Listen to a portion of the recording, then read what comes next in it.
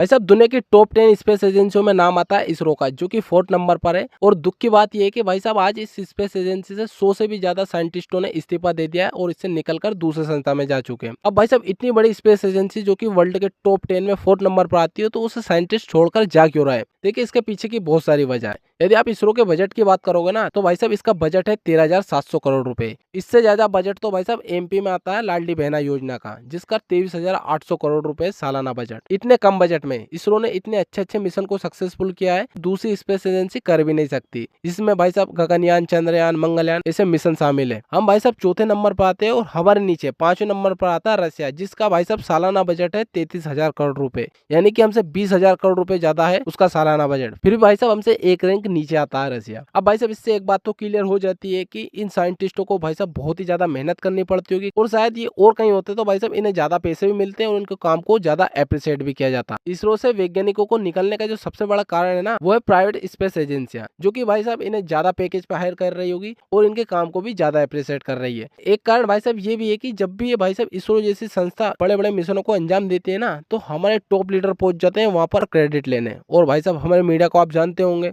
वो बोलने लग जाते हैं कि भाई साहब इन नेताजी के नेतृत्व में चंद्रयान को सफलतापूर्वक मून पर लैंड कर दिया गया है, तो भाई साहब उनको पूरा क्रेडिट दिया जाता है। उन लोगों का कुछ नहीं जो दिन रात मेहनत कर रहे थे। भाई साहब दिन रात उन्होंने एक किया इस मिशन को सक्सेसफुल करने के लिए। भाई साहब उनको कुछ मिलता ही नहीं है। एक व्यक्ति कोई भी काम क्यों करता है? ताकि उसके काम को अप्रिशिएट किया जा सके, लोगों को दिखाया जाए, ताकि वो और भी उन्नति कर सके। लेकिन जब उनके काम को दिखाया नहीं जाएगा, तो भाई साहब वो आगे कैसे बढ़ेंगे? जब व्यक्ति को आगे बढ़ने का मौका ही नहीं मिलेगा, तो वो काम क्यों करेगा? उससे अच्छा तो प्राइवेट सेक्टर में काम करेगा।